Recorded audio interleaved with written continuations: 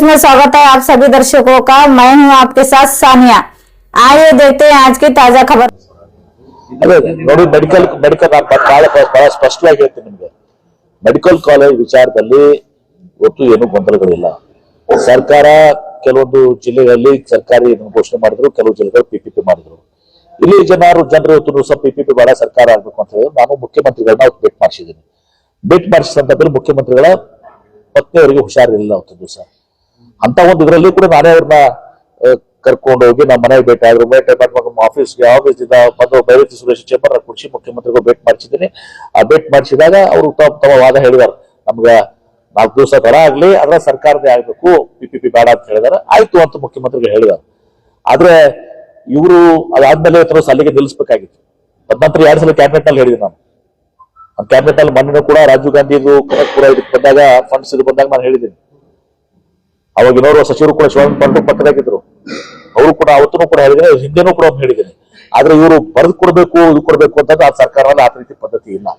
ಸುಮ್ಮನೆ ಅನಾವಶ್ಯಕ ಬೇಡ ಇನ್ನೊಮ್ಮೆ ಭೇಟಿ ಮಾಡ್ತೀನಿ ಮುಖ್ಯಮಂತ್ರಿ ಇನ್ನೊಮ್ಮೆ ಅವ್ರನ್ನ ಮುಖ್ಯಮಂತ್ರಿಗಳಿಗೆ ಭೇಟಿ ಮಾಡಿಸ್ತೀನಿ ಸಾಧ್ಯ ಆದಷ್ಟು 9 ಭಾಳ ಲೇಟ್ ಆಗ್ತದೆ ಅದಕ್ಕಿಂತ ಮುಂಚಿತವಾಗಿ ಈ ವಾರದಲ್ಲಿ ಮುಖ್ಯಮಂತ್ರಿಗಳ ಸಮಯ ತಗೊಂಡು ಭೇಟಿ ಮಾಡಿಸಿ ಮುಖ್ಯಮಂತ್ರಿಗಳಿಂದ ಇಲ್ಲಿ ಸರ್ಕಾರಿ ಕಾಲೇಜ್ ಮಾಡ್ಲಿಕ್ಕೆ ಸಹ ನಾವು ಇದನ್ನ ಒಪ್ಪಿಸುವಂತ ಕೆಲಸವನ್ನ ಸಹ ನಾನು ಮಾಡ್ತೀನಿ ಆದ್ರೆ ಇವರು ಹೇಳಿದಾಗೆ ನಮಗೆ ಬರ್ದು ಕೊಡ್ಬೇಕು ಹಿಂಗೆ ಕೊಡ್ಬೇಕು ಅದು ಬಹುಶಃ ಸರ್ಕಾರದ ವ್ಯವಸ್ಥೆಯಲ್ಲಿ ಆ ರೀತಿ ಎಲ್ಲಿಂದ ಕೂಡ ಆಗೋದಿಲ್ಲ ಮುಖ್ಯಮಂತ್ರಿಗಳು ಭೇಟಿ ಮಾಡಿದ್ರೆ ಮಾಡ್ತೀನಿ ನಾನು ಮುಖ್ಯಮಂತ್ರಿ ಭೇಟಿ ಮಾಡಿಸಿ ನಾನು ಕೂಡ ಬಲವಾದಂತ ಒಂದು ಒತ್ತಾಯ ಮಾಡ್ತೀನಿ ಒಟ್ಟಾರೆ ಇಲ್ಲಿ ಸರ್ಕಾರಿ ಕಾಲೇಜ್ ಆಗುತ್ತಿರೋದ್ರಿಂದ ನಾವು ಏನ್ ಪ್ರಯತ್ನ ಮಾಡ್ಬೇಕು ಎಲ್ಲಾ ರೀತಿಯ ಪ್ರಯತ್ನ ಮಾಡ್ತೀನಿ ಸ್ಪಷ್ಟವಾಗಿ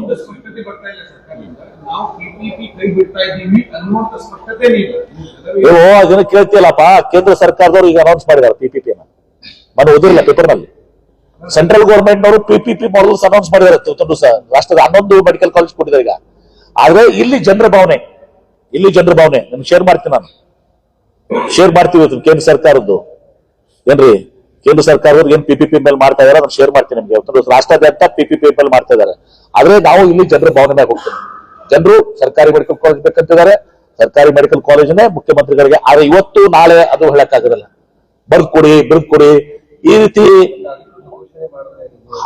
ಅಲ್ಲ ಆಯ್ತು ಸರ್ಕಾರನೇ ಮಾಡ್ತೀವಪ್ಪ ಪಿಪಿಪಿ ಮಾಡಂಗ ತಿಳಿಸಿದ್ರೆ ಆಯ್ತಲ್ಲ ಶೀಘ್ರವಾಗಿ ಮಾಡ್ತೀವಿ ಅಂತ ಹೇಳ್ತೀವಿ ಅಷ್ಟೇ ಬರ್ದು ಕೊಡಿ ಡೇಟ್ ಕೊಡಿ ಇವತ್ತೇ ಮಾಡ್ತೀವಿ ಅದೆಲ್ಲ ನಡೀತದ ಸುಮ್ಮನೆ ಬಿಡಿ ಮಾಡ್ಸೋಣ ಮುಖ್ಯಮಂತ್ರಿಗಳು ಭೇಟಿ ಮಾಡಿಸಿ ನಾನು ಕೂಡ ಎಲ್ಲಾ ರೀತಿಯ ಪ್ರಯತ್ನಗಳು ಮಾಡ್ತೀನಿ ಆಯ್ತಾ don't worry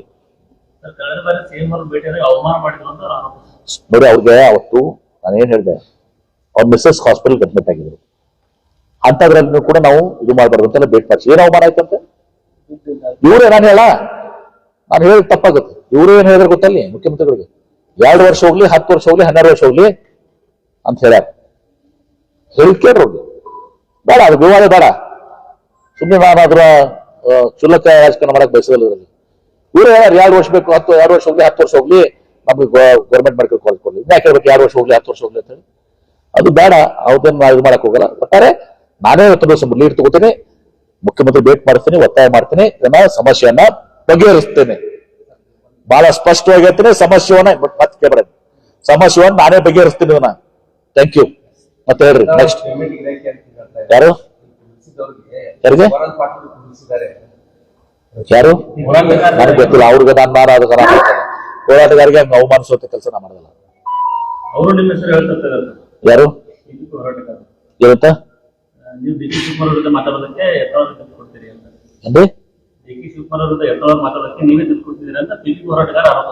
D K Shivakumar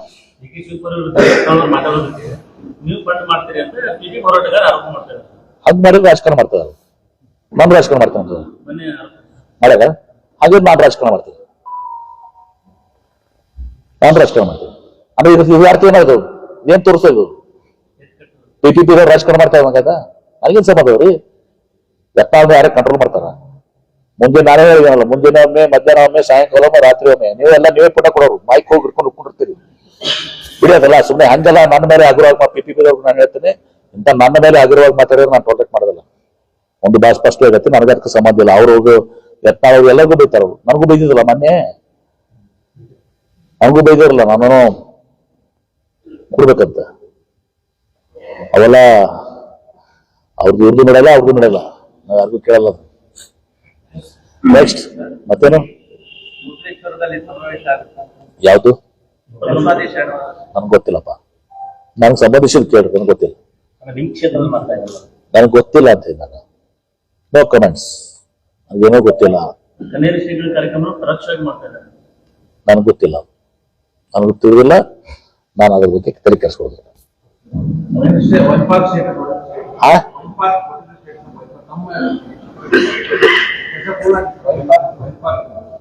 ಏನ್ರಿ?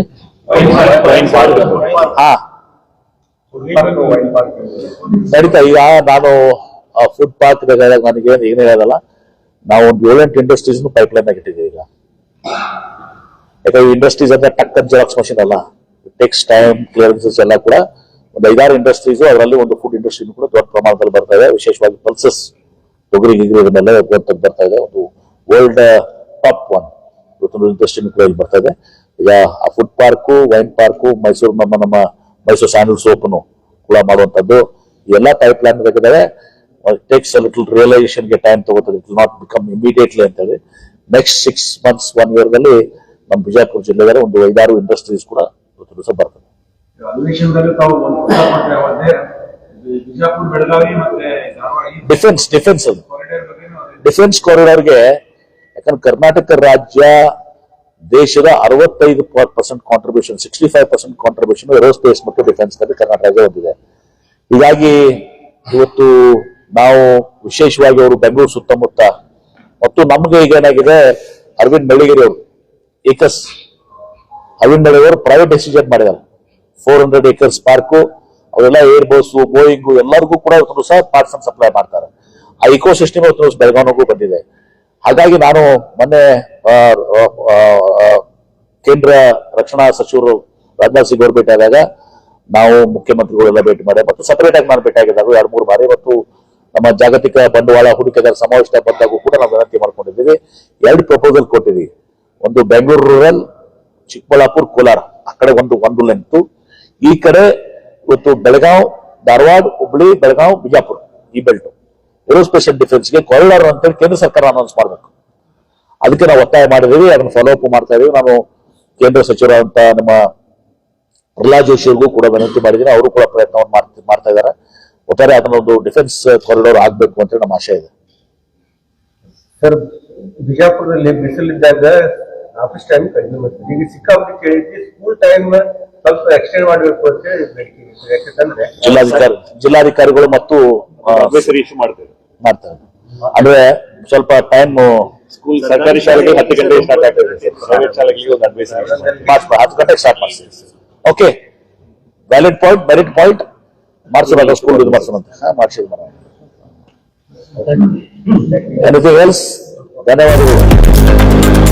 लेटेस्ट न्यूज अपडेट्स के लिए YouTube एक्सप्रेस को सब्सक्राइब कीजिए, साथ में बेल आइकॉन को भी क्लिक कीजिए। साथ ही साथ लाइक, शेयर और कमेंट करना ना भूलिए।